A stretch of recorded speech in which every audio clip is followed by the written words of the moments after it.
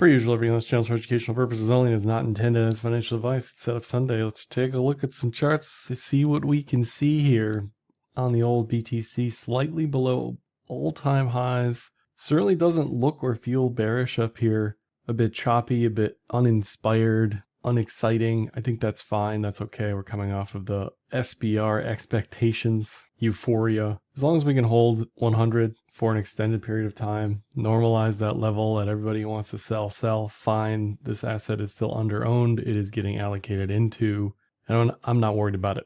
We've also got Sailor and a bunch of other companies copying Sailor, buying BTC, still up here. Technicals look fine on the cloud. Not a clear TK cross one way or the other, but definitely not bearish.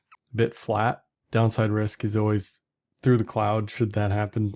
Not flirting or hinting at that here. The last place we saw that was at 90 and that failed. So that's good news for the bulls.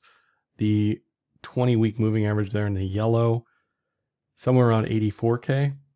Pivot at 80 on the downside and on the resistance at 122. So 122 would be the next level I'm watching if we break up. I still think it's more encouraging than not that we're just effectively chilling up here, just biding our time. Looking at the power law corridor, we are smack dab in the middle of this thing, and the party starts every time once we begin escape velocity from the midpoint. And the only time we really didn't see that was the false plus token breakout in 2019. That was pre-halving. These are post-halving that I'm looking at and counting. So there's some nuances and differences there. The more we can hold this level, the longer the better. If we do nothing this week, if we do nothing until February, March, fine, whatever. But if we can hold up here, it should be very bullish for BTC eventually. On low time frames, we're above the 8-hour, which is also a good sign on the cloud. Flat, uninspired, maybe cup and handle. It's definitely not bearish, right? Now this gets bearish below 95. Until then, this remains pretty bullish. We also have, along with everybody else buying, we've got ETFs continuing to gobble. Over 1.5 billion last week. And if we've got strong flows there, whether that's basis trade or not, I don't care. Strong flows is good. That's what we want to continue to see. Most importantly, we're seeing the dollar come down. Last week was a strong down week for the dollar. I'd love to see some bearish continuation back into that range between 101 and 106.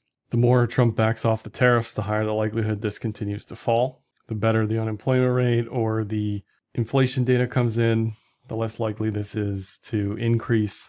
We're just at this balancing board where we don't want unemployment above 5%, but we don't want it coming down significantly because that would push off any cuts further. We want to see inflation continue to come down, and I'll get to that in a second, but that is what we're seeing. The 10-year, however, still looks quite bullish on the yield front. The value, the price front, it looks bearish to me still, but it's effectively the opposite of the yield, and we're not quite out of the woods here on yield on the 10-year. We don't need to go back below 3%, but we need to get out of this 4.5 to 5 zone where people are still fairly nervous on what's going to happen here. So the more distance we can put between 5%, the better. Sub 4.25 should probably do it to help buoy risk assets a little bit. Oil also seeing significant pullback over the past 2 weeks. The three horsemen, the dollar, the 10-year, and oil, the higher those go, the less likely BTC and other digital assets are to go higher. So to see all of these pulling back is what we want to see. They don't need to go to zero, but they do need to hopefully stay relatively stagnant and just chop around, right? This looks like nothing here on oil. This looks just flat, right? The more permits Trump allows, the more drilling, theoretically, the lower this should continue to go. You can also watch XLE, which I've been holding for a little while now. You really don't want XLE to do higher. It's kind of like a hedge against everything else. If you're deep into the risk side, maybe you pick up some energy and commodities or something that's slightly disconnected from crypto, but XLE could do well if the oil companies do well. This chart is quite the mess at this point, but it still continues to hold above the weekly cloud. And back to the yields front, it's a very, very good sign to see the junk bond ETF HYG also just continue price-wise higher, continue to look like bullish continuation potentially some sort of Wyckoff markup thing going on. It doesn't matter to me, but Cloud likes it. It's also at an all-time high for the dividend adjusted price. And we can talk about spreads and we can talk about probabilities of the S&P doing well, blah, blah, blah. That to me is a little less important here than seeing this just outright looks still very bullish to me.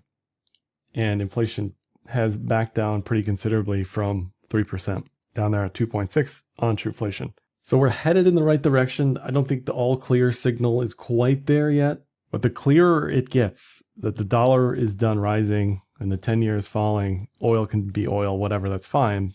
Everything should help bring in the anti-risk sentiment and allow risk to continue to do well. I mean, the S&P is already at all-time highs. The Qs look ready to go. BTC should follow along shortly here based on those correlations to risk. Before I go any further here, let me mention today's video sponsor, Kraken Pro. Kraken Pro is a complete overhaul of Kraken's trading experience with a one-stop shop for advanced and professional traders. Kraken Pro enables efficient trading execution across multiple markets with a UI that allows for unique optimization tailored to your trading style. You can check out Kraken Pro at the link in the description of this video. Not investment advice. Crypto trading involves risk of loss. Cryptocurrency services are provided to U.S. and U.S. territory customers by Paired Ventures, Inc., PVI, DBA, Kraken. Going down the list here of alts, not doing super well generally, most alts. It's been a very bumpy ride. A few things doing well here and there on any given day. Most things flat or down. It's certainly not been a smooth alt season. And we'll just start with ETH. This, I don't expect to go anywhere until it's above 4,000. That's the only price that matters. That's the only fact about ETH that matters. Everything gets better above 4,000 and everything stagnates below. So until we're back above 4, for whatever reason, doesn't matter. Things will start to look better. You'll have more flows in the ETFs. You'll have more momentum. You'll have ETH beta doing better. On the weekly cloud, it looks fine. It's just, there's nothing to do here. There's literally nothing to do. The daily looks ranging garbage. Not really much going on there. Sol has been coiling for quite a while here since that breakout. It has some headwinds to deal with. It has coin unlocks coming throughout the quarter that are significant. Whether or not that's priced in, I don't know. We've got Pump.Fun very likely selling a significant amount of Solana every week. All that being said, this chart still looks like one of the stronger ones on the daily. Again, cup and handle type vibes. That was the all-time high at 296 or whatever that is. Weekly looks fine. Daily looks fine. This is not a chart that looks ready to completely roll over. And relative to almost every other alt out there, Sol looks phenomenal up here. Ripple's another one. Continues to just hold these levels. Continues to coil. Looks okay. You know, I'm less likely to buy it up here personally, but I can see the tradable argument for that. Trump coin has pulled back significantly, continues to pull back. I don't really know what people are expecting here. This may have some bullishness in it eventually, but you'll see that, I think, pretty easily on the cloud. I don't think you're going to be surprised here on low time frames if you're watching this in the hourly and, you know, this makes some sort of multi-week bottom or whatever. There's probably a trade in this eventually. I don't see anything in the near term. And if we look at some of the other meme coins, some of this other stuff, it's also just ranging. Not really much to say or do here. It likely needs BTC to pull up or a catalyst of any kind for alts generally. I don't think we're going to switch from QT to QE this week on the Fed front, but that's also always something to watch for. RUNE had a bit of an outage insolvency. I don't know if they've resolved that. It looks like they may or may not have turned that chain back on. I don't know. That whole thing's a mess. You definitely have to be careful there. This was actually pretty bullish in September through December. But this is why, with alts especially, paying attention to the daily cloud, you know, it gets you out all the way back here. They start to run into problems and the rest is history. But price kind of tells all on that front. I'll just hit on Jup for a second too. They announced a coin buyback via fees. I expect all DEXs to announce this to some degree or try to pull this off to some degree. It gives holding the token utility, and they're probably less likely to get snagged by the SEC as far as what they're doing on a potential security front. This is still a mega range. Maybe something to set alerts for. At 130, 140, this is a Solana DEX if you're unaware. And if there's continued Solana wealth effect or people in the Solana ecosystem at the casino, I mean, this is a way to own the casino. Back to legacy, gold looks very good still. You can see we had the bullish TK recross, price above cloud. That's what you want to see. To see gold bullish is bullish for BTC. Gold usually leads BTC, so that's good to see. I also checked on a few other of these commodities here. I pulled up silver. I don't really have an opinion there, but copper also coiling here for multiple years. It's a mess. It's a big range, but above 47 for a third time, for a fifth time. Maybe this starts to break out for whatever reason. Pick a narrative regarding energy or AI or whatever. Uranium also looks very good on the ETF front. This is URA. Quite the mess of a potential cup and handle there. Going down the risk spectrum to SPPP, platinum, and palladium. Still just ranging, not really doing much. Last time I tried to take a trade on this was back here. Never quite got the breakout on that one.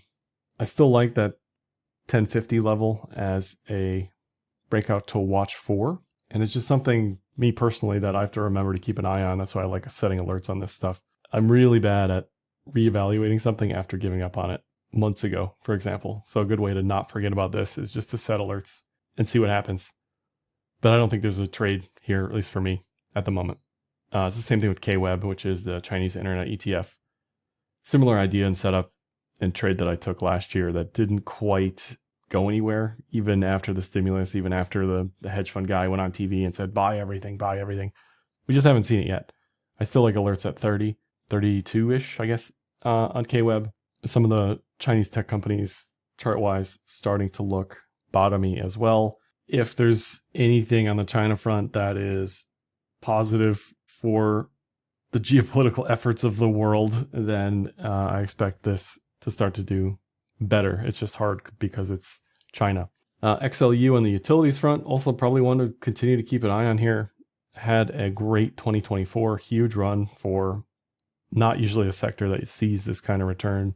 And I just like being there when the train is boarding. And that's what it feels like with XLU based on the cloud here, because this had a mega year, broke down towards the end of the year, ranging now.